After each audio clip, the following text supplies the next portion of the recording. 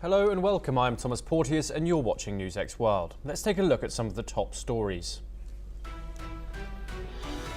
9 are killed and 4 are injured after a Russian drone hits a passenger bus in northeastern Ukraine, just hours after failed peace talks in Istanbul. The attack on Bolivian follows a stalemate in Russia-Ukraine negotiations, though both sides agreed to a 1,000 prisoner exchange. Reports state that Israel's Air Force killed at least 58 Palestinians overnight, bringing the death toll to over 300 since Thursday, amid signs of an impending ground offensive. The escalation follows President Trump's Middle East tour, which ended Friday without breakthrough on a new ceasefire deal. The Iranian president slams Trump's mixed signals, asking whether to believe his talk of peace or his threats of tools of mass killing. Speaking at a naval event in Tehran, Pezeshkian criticizes the US for sending contradictory messages on regional peace. The US and Vietnam hold first ever ministerial trade talks as Washington weighs a 46% tariff on Vietnamese imports, potentially hitting Hanoi's economic growth. Meeting in Jeju after the APEC summit, both sides stress commitment to a stable economic and investment partnership. Arab League leaders meet in Baghdad to address the Gaza crisis and regional unrest, following Trump's controversial push to remake the key strip. Key figures including Egypt's Sisi and Qatar's Emir attend, but most Gulf states are expected to skip the talks, diplomats say. Russian President Putin invites Arab leaders to a landmark Russia-Arab summit on October the 15th, a move aimed at deepening regional ties and boosting security cooperation. The Kremlin says the meeting will focus on stability in the Middle East and North America, with all Arab League members expected to attend. Britain joins the US in shoring up the India-Pakistan ceasefire, with Foreign Minister David Lammy calling for dialogue and confidence-building measures. Islamabad credits Western diplomacy for halting the deadliest clash in decades, but experts warn the truce remains fragile. 3 Iranian men are charged under Britain's National Security Act after a major counter-terrorism swoop, police confirmed on Saturday. 8 men were arrested earlier this month in one of the biggest security investigations in years, according to the Home Office.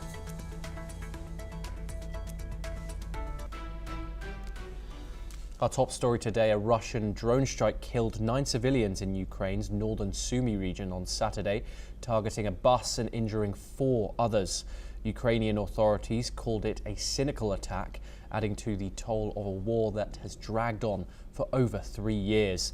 The deadly strike came just a day after Ukraine and Russia held their first direct peace talks in Istanbul since 2022. Despite high anticipation, the 90-minute meeting ended with little progress. The only firm outcome, a large-scale prisoner exchange with 1,000 detainees to be swapped on each side. Kiev pushed hard for an unconditional ceasefire, while Moscow stuck to hardline demands, including calls for Ukraine to cede more territory. Ukrainian President Volodymyr Zelensky accused Russian President Vladimir Putin of being afraid to attend the talks and warned that the Kremlin was not serious about peace. French President Emmanuel Macron said Europe and the US are preparing new sanctions in case Russia continues to reject a ceasefire. Let's listen in to what he had to say. Aujourd'hui, ce qui reste d'actualité, c'est la seule proposition concrète qui a été faite, celle d'un cessez-le-feu inconditionnel.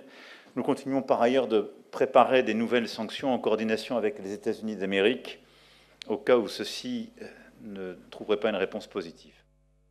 Le président Trump compte, mais c'est sa responsabilité, il lui revient de le confirmer et de le dire, mais organiser des échanges dans les prochaines heures ou les prochains jours avec la partie russe pour pouvoir clarifier ce qui s'est passé et essayer d'avancer.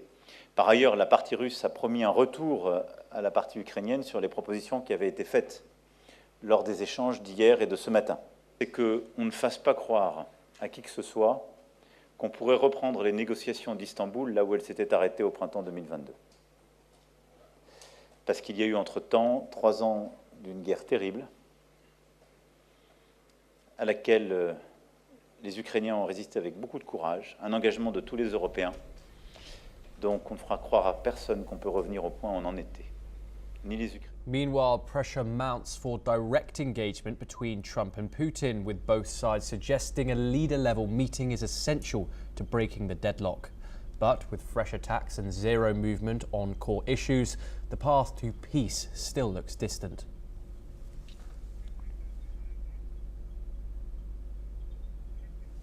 We move over to the United States, where the US Supreme Court has decided to keep in place its block on President Donald Trump's deportations of Venezuelan migrants under a 1798 wartime law called the Alien Enemies Act, citing lack of adequate legal process.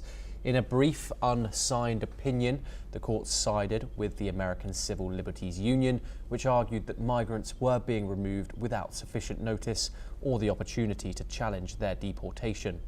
The decision prompted a sharp reaction from President Trump, who took to social media to criticize the court's ruling. He called it a bad and dangerous day for America, claiming that the Supreme Court is blocking him from doing what he was elected to do. Trump argued that the ruling will make it harder to deport migrants who, he claims, have committed crimes. In a separate development, a federal judge expressed frustration at the Trump administration for failing to provide adequate details about its effort to return a man who was wrongly deported to El Salvador. US District Judge Paula Zenas said the government has not provided sufficient information from top officials on how it plans to comply with her order to facilitate the return of Kilmar Albrado Garcia. Additionally, protesters also gathered in Maryland, the place Garcia is from, and protested, demanding his return.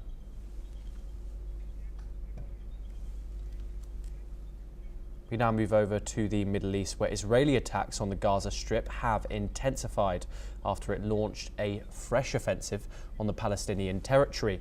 According to reports, thousands of Palestinians have been ordered by Israeli forces to flee parts of northern Gaza, as more than 300 Gazans have been killed in Israeli strikes since Thursday. Local health authorities have said Israel's Air Force has killed at least 58 Palestinians in new attacks on Gaza overnight. Moreover, Gaza's Civil Defense Agency has said that it is unable to reach Palestinians missing under destroyed buildings in the Gaza Strip due to continuous Israeli bombardment.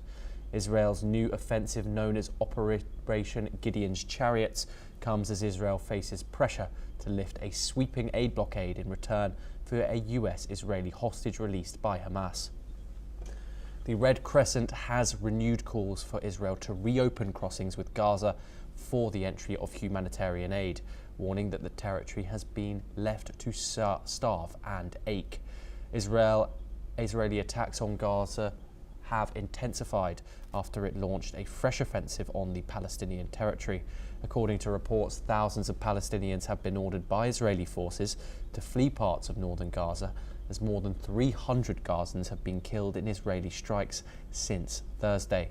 Local health authorities have said that the Air Force has killed at least 58 Palestinians in new attacks on Gaza overnight. Moreover, Gaza's Civil Defense Agency has said it is unable to reach Palestinians missing under destroyed buildings in Gaza due to continuous Israeli bombardment.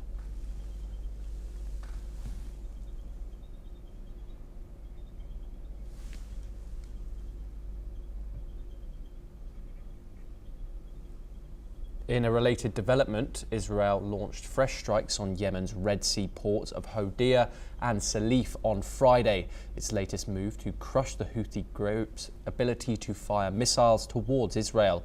The Israeli military said it dropped over 30 munitions on Houthi targets in what's now its 8th strike on Yemen. Israel claims the ports were being used to transfer weapons and once again warned civilians to evacuate.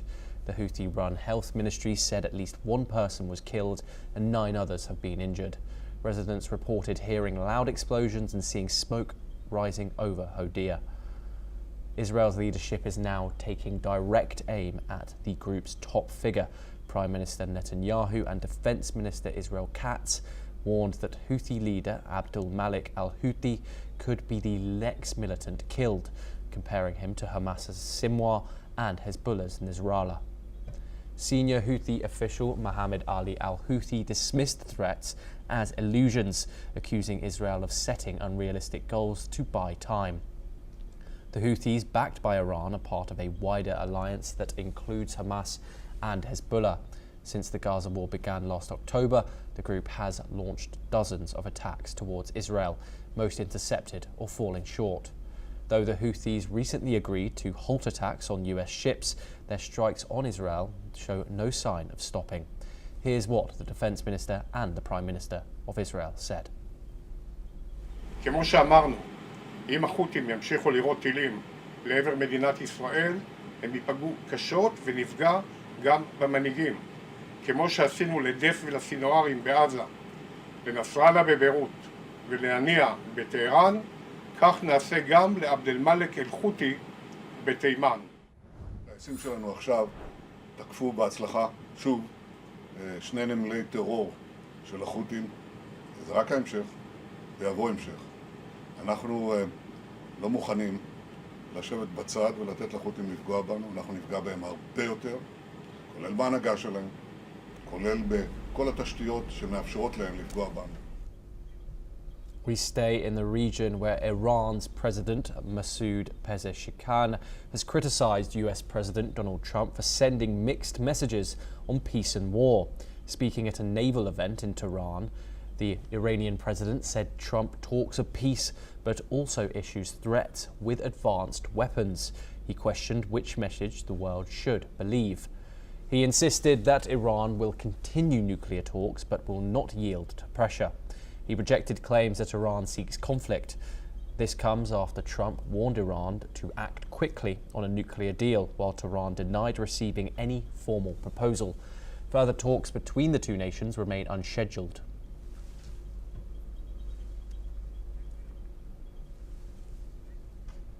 Moving on now in Libya. Protests erupted in the capital of Tripoli as hundreds demanded the resignation of Prime Minister Abdul Hamid Dbeibah.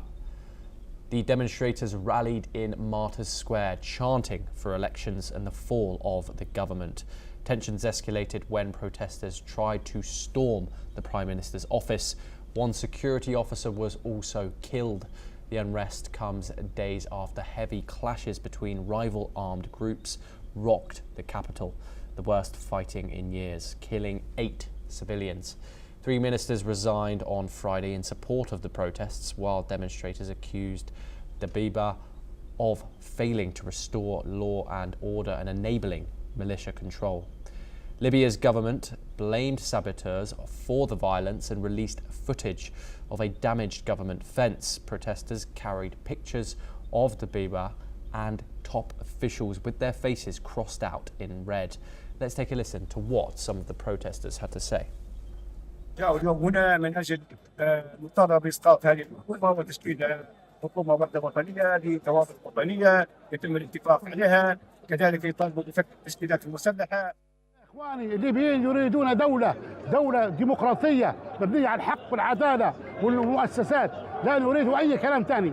فيا إخواني نحن لم نخرج إلا لنصرة ليبيا. The UN voiced concern over the escalation and urged all sides to protect civilians. Libya has faced instability since the fall of Colonel Gaddafi in 2011, with Tripoli long divided among armed factions. Calls for elections and for Dbeibah to step down are growing louder. We're now joined by Lydie Mungal, who is the co-chair of the Youth and Peace Security Coalition, Democratic Republic of Congo, located in Kinshasa. Thank you very much for joining us, Lydie. I was wondering, this conflict has slipped under the radar for some people. Many people will still remember the Libyan conflict of 2011 when Colonel Gaddafi was overthrown. Is there a real risk here that Libya slips back into a civil conflict? Sorry, thank you so much for the invitation. Couldn't hear your question properly because my network is not that stable. Would you please come again? My apologies. I said, Liddy, everyone remembers the civil conflict that went on in Libya in 2011 when Colonel Gaddafi was overthrown.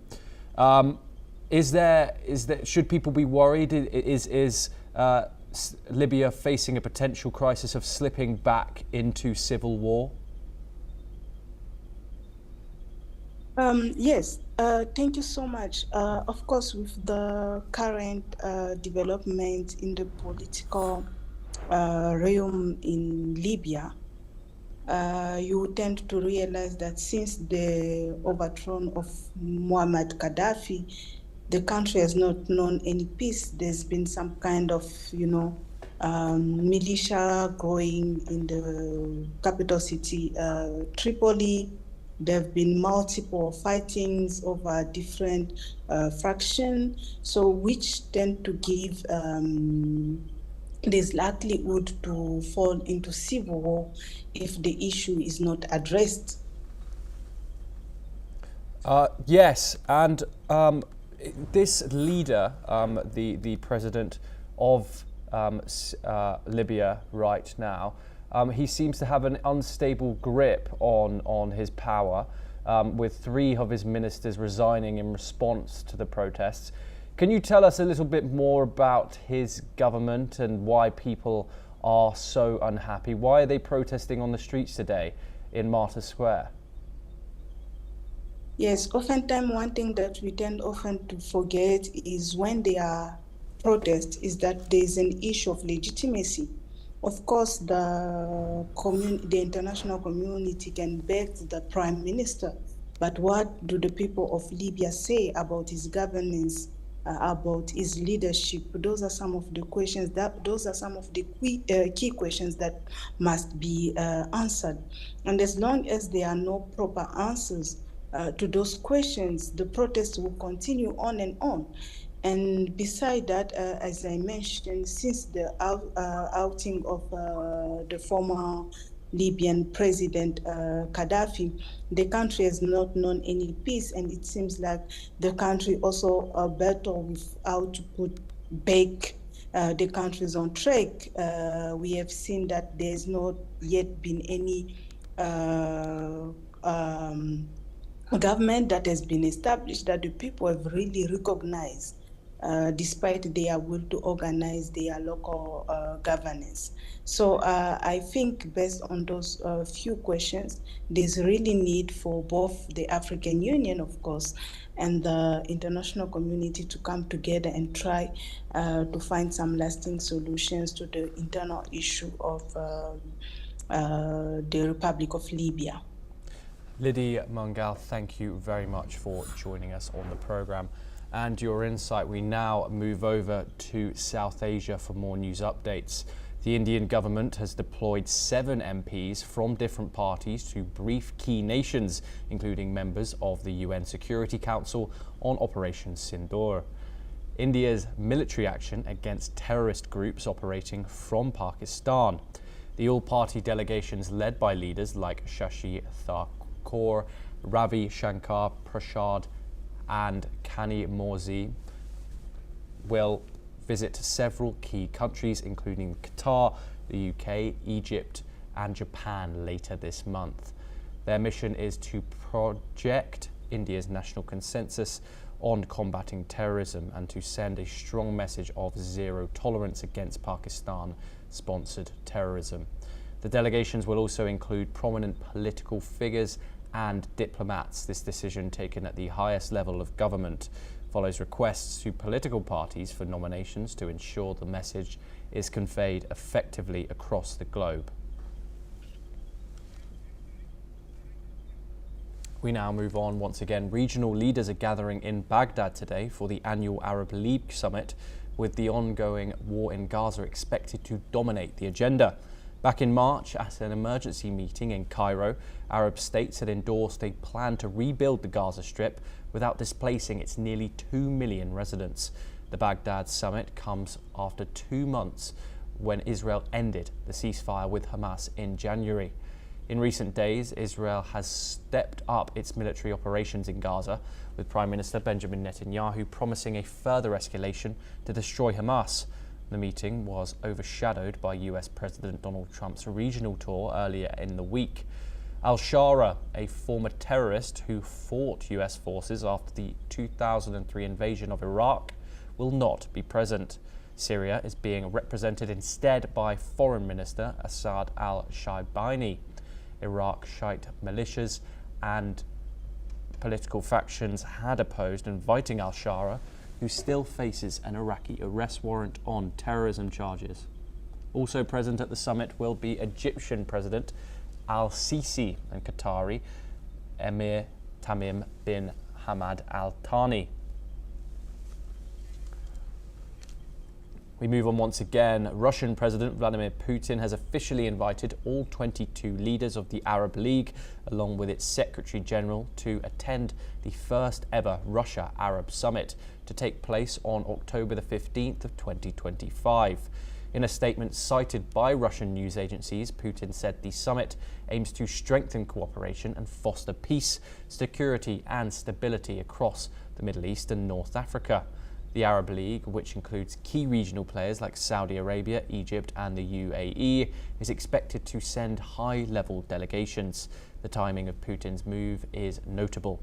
It comes just days after US President Donald Trump wrapped up a high-stakes tour of the Gulf, sealing deals worth over $740 billion, including major arms and AI pacts. With global power dynamics shifting, the Russia-Arab Summit could mark a turning point in regional alliances and Moscow's expanding footprint in the Arab world. We move over to Europe now, where according to British Foreign Minister David Lammy, Britain is working with the United States to ensure that the ceasefire between India and Pakistan remains in place. Speaking in Islamabad at the end of his two-day visit, Lammy emphasised the need for dialogue and confidence-building measures between the two nuclear-armed neighbours. The ceasefire agreement between the two states was announced on May the 10th. The escalation in conflict came after Pakistani and Pakistani-backed terrorists killed 26 civilians in India's Pahalgam. Lammy stressed the importance of keeping communication open and avoiding further escalation. Let's listen in to what the British Foreign Secretary had to say. My message to Pakistan is the same message that I have spoken to India about. That is de-escalation. But of course, working alongside partners across the world, particularly the United States and Gulf partners, we have wanted to emphasize how to ensure that this ceasefire is durable and long-lasting. What are the confidence-building measures that we can put in place? How can we ensure that there's appropriate dialogue between the two sides? These are two neighbours with a long history, but they're two neighbours that have been barely able to speak to one another over this past period. And we want to ensure that we do not see further escalation and that we move over to the Indo-Pacific once again, where Vietnam and the United States held their first direct ministerial level negotiations yesterday against the backdrop of impending US tariffs of 46% on imports from the Southeast Asian nation. The Vietnamese Trade Ministry said in a statement released today that the meeting, which occurred in Jeju, South Korea, symbolized both nations' commitment to fostering a stable economic, trade and investment relationship. The talks follow a phone call last month between Vietnamese Trade Minister Nguyen Hong Dien and US Trade Representative Jameson Greer that stated officially negotiations. The Trade Ministry's statement said that Greer agreed with Vietnam's current approach in a proposal. It also stated that with the mutual efforts, the technical level negotiations in the coming days will yield positive results. The US has postponed the implementation of the 46% tariff on Vietnam until July. If enforced, the levy could disrupt growth in Vietnam, which is heavily dependent on sales to the United States, its largest export market, and substantial foreign investments in manufacturing goods for export. We now move on once again. Australia's Foreign Minister Penny Wong has condemned a 13-year prison sentence handed by a Russian court to an Australian citizen for fighting alongside Ukrainian forces. According to state prosecutors, Oscar Jenkins will serve the sentence in a maximum security prison after being found guilty by the court of participating in an armed conflict as a mercenary. Australia's foreign minister said in a statement that Australia's government was appalled at the sham trial and 13-year sentence given to Jenkins, who was previously a teacher in Melbourne. Wong also stated that Jenkins is a prisoner of war and thus must be given protectionism afforded to him as a prisoner of war, and Russia is obligated to treat him in accordance with international humanitarian law, including humane treatment. We stay in the Indo-Pacific, where North Korean leader Kim Jong-un supervised Air Force drills and called for a step up in war preparation, state media reports. Kim inspected anti-aircraft and airstrike drills by North Korea's 1st Air Division on May the 15th, urging all military units to achieve a breakthrough in war preparation, according to the KCNA. State TV footage showed a MiG-29 jet launching a missile believed to be a North Korean version of a Russian mid to long range air-to-air missile. This month, Kim also oversaw a missile test, inspected tank and munitions plants, and visited the Russian embassy in Pyongyang, and supervised tank firing and special operations training. Let's now move to South America, where hundreds of supporters of former Bolivian President Evo Morales marched towards the country's top electoral court, demanding his candidacy in this year's presidential election. The rally turned violent as police clashed with demonstrators outside the Supreme Electoral Tribunal in La Paz. The protesters were reacting to a constitutional court ruling that bans Morales from running in the August the 17th election. The court said presidents can serve only 2 terms. Morales have served 3. Clashes broke out as protesters tried to breach police barricades. Authorities said some protesters used firecrackers and threw rocks. Officers responded with tear gas and detained several demonstrators. Morales, who had promised to attend the march, did not show up. He is reportedly staying in his stronghold over fears of arrest on human trafficking charges. Charges he says are politically motivated. The court's ruling deepens political tensions in Bolivia as the country struggles with its worst economic crisis in nearly 4 decades. We move to Europe once again, where 3 Iranian nationals have been charged with suspected espionage for Iran's intelligence service from August the 24th, 2024 to February 2025, according to UK police. The men, Mustafa Stefand, Farhad Javadi Manesh and Shahpour Quailhali Khani Nouri, were all arrested on May the 3rd in London following what authorities described as a very complex and fast-moving investigation. They were expected to appear in a London court today. Police said all 3 were charged with engaging in conduct likely to assist a foreign intelligence service, with the foreign state identified as Iran. Separvand faces an additional charge of conducting surveillance, reconnaissance and open source research with the intention of committing serious violence in the UK. Manesh and Nouri were charged with similar activity, surveillance and reconnaissance intended to enable others to carry out serious violence. Also, a 4th man arrested on May the 9th has been released without charge. The charges were brought under the National Security Act, which gives law enforcement greater powers to address threats from foreign states, including espionage and interference. The man who stabbed novelist Salman Rushdie on stage in 2022 has been sentenced to 25 years in prison.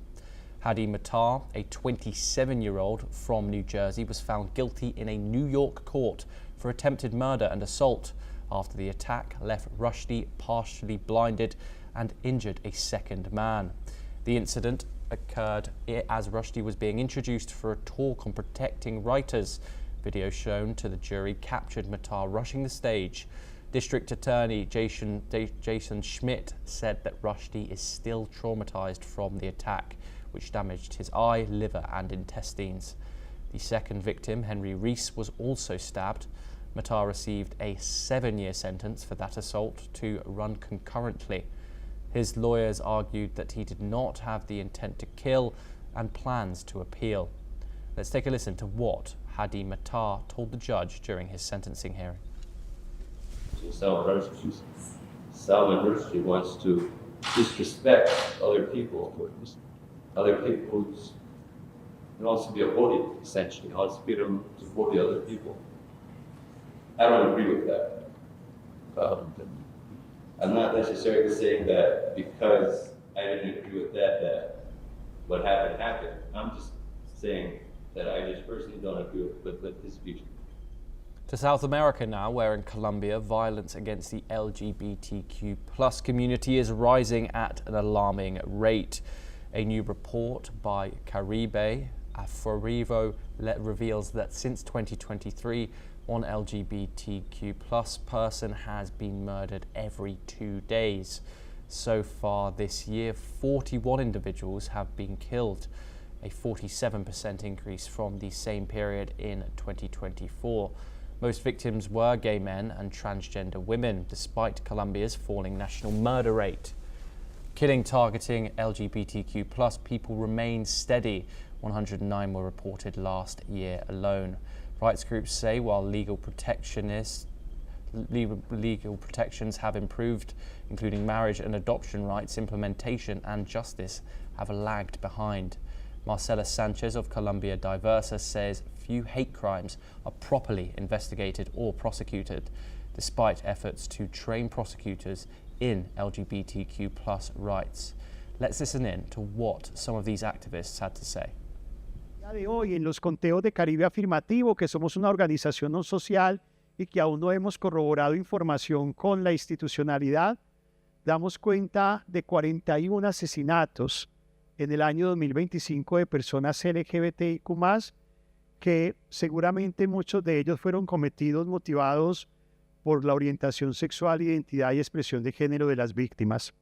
Cada 2 días, según este informe, una persona es asesinada, una persona LGBTIQ+, y cada 2 días una persona de esta población ha sido víctima de violencia sexual.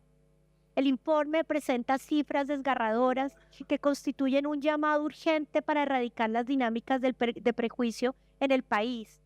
El informe refleja una realidad preocupante.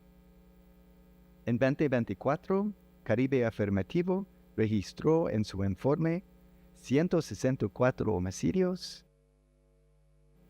Los datos de este informe son un llamado para tomar medidas de protección urgentes, atención integral a las víctimas y sanción efectiva a los responsables.